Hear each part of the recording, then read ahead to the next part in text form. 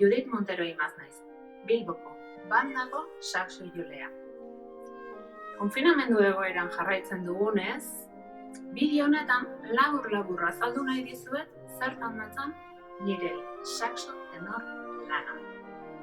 Saxofoiak edo saxoak familia instrumentu bat dira, eta Adolf Saxek asmatu zituen 1840 hasieran. Bere helburua klarinetaren goxotasuna eta azkar jotzeko gaitasuna eta metalezko haize instrumentuen indarra batzea izan zen. Bi hauek nahastuta jaio zen saxoen familia.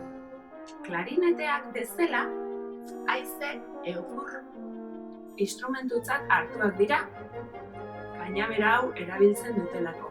Baina ikusten duzuen bezala bere gorputza metalezkoa da. Bandan saxofoi altua, tenorra, hau, eta baritonoa erabiltzen dira normalean, eta noizean behin sopranoa edo saxo baxua.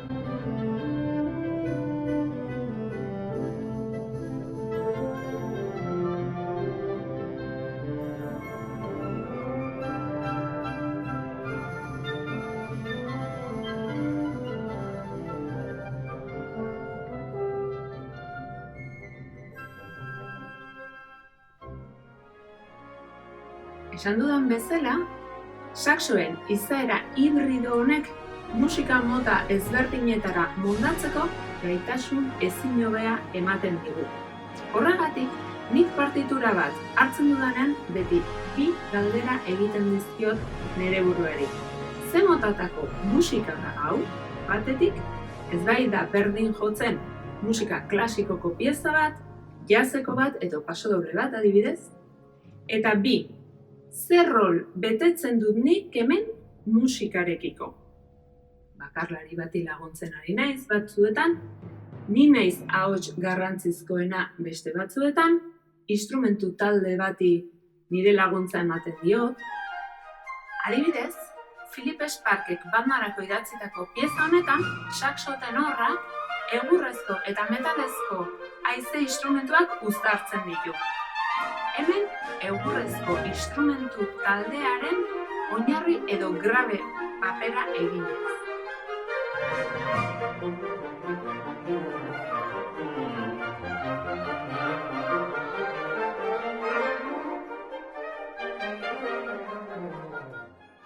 Eta metalezko instrumentuak laguntzen ditu beste batzuetan. Hemen adibidez, tronpentzat oso zorrotzak edo agudoak diren notak babesten ditu nolabait esateko.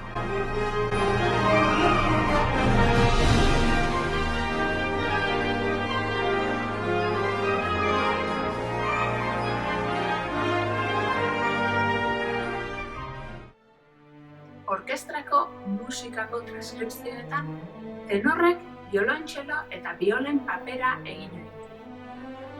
Kasu hauetan, nik beti bersio originaletara jotzen dut.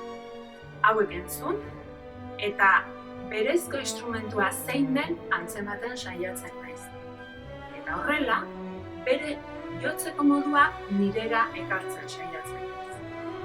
Arkoekin egiten duten lana, nik airearekin egiteko. Eta adibidez, beraien bibratzeko modua imitatzen saiatzeko.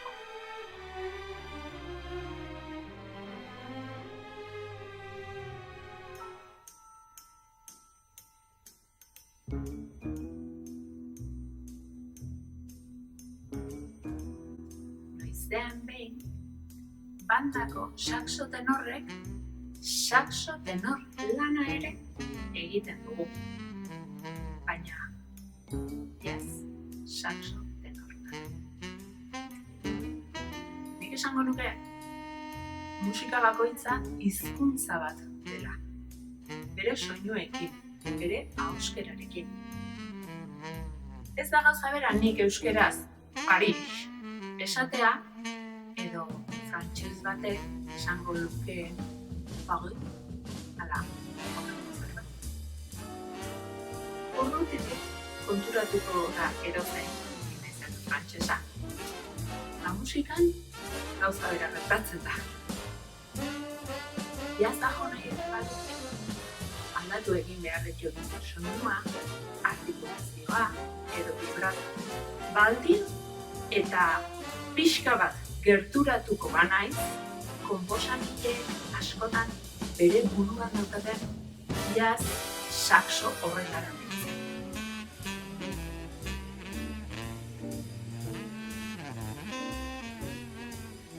Azkenik, bandako lanen arteko nire lanik gogokoenetariko batez hitz egingo dizuet. Melodien kontrakantuak egitearen alegia. Kontrakantuak ez du esan nahi melodia nagusiaren kontran nagoenik.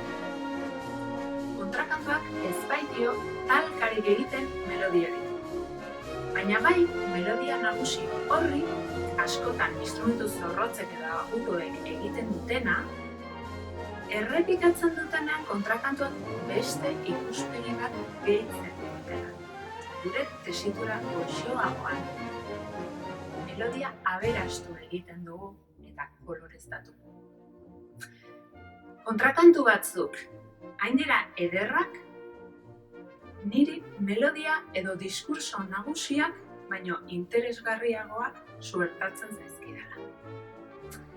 Baina behar bada hori saxo tenor izaera dudalako izango da.